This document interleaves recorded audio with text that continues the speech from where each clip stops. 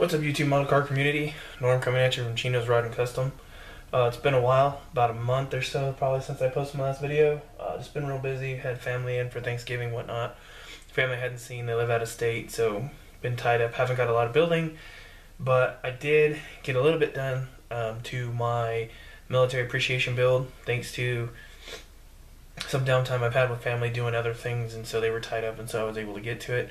Anyway, you guys remember, this is the Revell Muscle GT Mustang 68 Mustang GT I'm doing. And so as you guys can see here, I've got the base coat sprayed on, and that is the Craftsmart.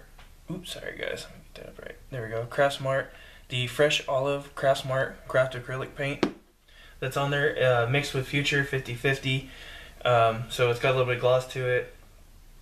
I think I'm going to start doing my craft acrylics this way, guys, just because even though you still get the texture from the craft acrylic, the Future tends to bury it a little bit, so I don't feel like there's as much need to sand.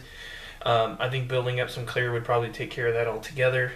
But one thing to watch out for, guys, I don't know if you can see it, but if you look right up here in the cowl, it looks like the paint's filled in some of the cowl a little bit, so I'll have to probably go in there and scribe that out, touch that up.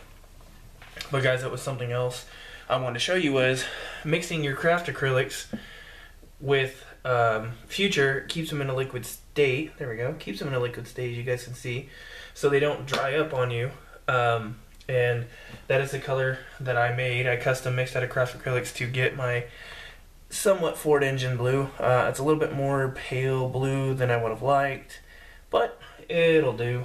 It's not bad, and considering I paid on sale 38 cents, I think it was, for this blue that I mixed with just a tiny touch of white. It'll definitely do. So anyway, guys, yeah, I got that done. I got my decals in, so I know some of you guys, as I told you guys, I was going to be taking my inspiration from this P40, the Warhawk, or some will call the Warhawk, guys, and don't roast me for my lack of knowledge with planes. I'm learning slowly but surely, but not a lot of time. But anyway, here's my decals, guys, that I'm going to be using, probably like these ones, and I'm going to be putting them here up on the front, up here. I was thinking maybe doing the whole front red and putting the snarling teeth here on the sides and doing this red, kind of like how the planes, the noses were red. The nose comes red, and it was silver with the propeller on it.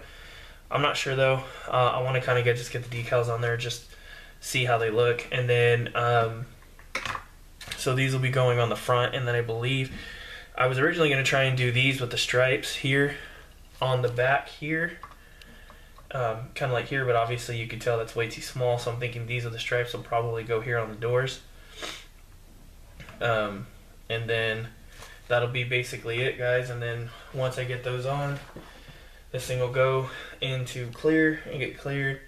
I was originally going to do a gloss, but I think I'm just going to do a matte. I think it'll look better. It'll probably match the aesthetic better.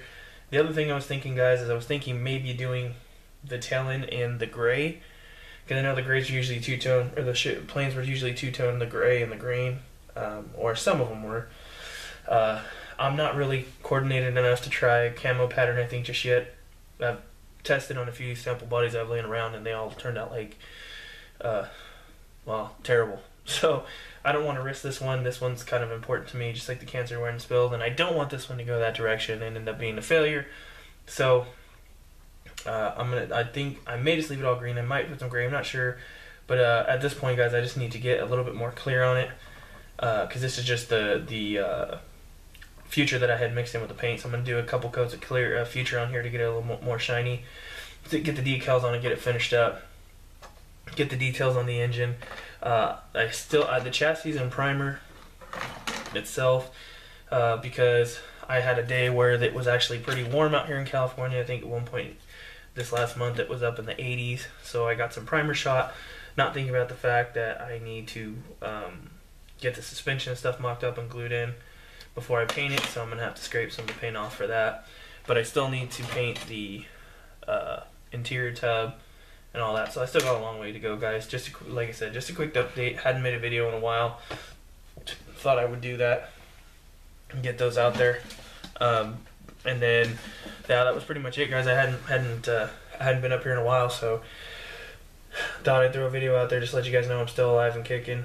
Just building slowly, like I always say. You know, slow to build, but I'll get a few done. I know we're into December, so I'm gonna try and get this one knocked out if I can before the end of the year. I got more family coming back out in a couple of weeks. I think the 12th. And they'll be through the 19th. That'll essentially give me a week before Christmas, a week after Christmas to get this knocked out. I'm hoping I can get it done. I should be able to get it done. I should get some bench time tomorrow, I'm hoping. But we'll see. Anyway, guys, my update on my military build. Just want to throw it out there, guys. Keep building. Keep knocking them out of the park. You guys are building some great stuff. It's been fun to watch.